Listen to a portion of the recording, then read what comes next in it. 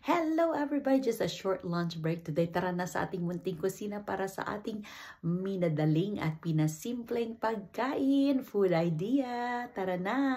Tayo ng salad, parang bigger size ng pico de gallo. Cucumber lang ito, tomatoes, lime, little mushroom sauce, vinegar, apple cider vinegar, onion, and garlic. Ayan, ang pampabango ay coriander. Wow, super bango. Sarap ng aroma ng coriander. Ayan na siya. Ilagay natin dito sa aking rucola. Ayan. Oh, diba? Looks good. At ito ang ilagay natin on top. Just a little. My home-cooked kebab. Pork ito. Pork kebab. Wow! Looks good, diba? Yan ang aking madaliang lunch.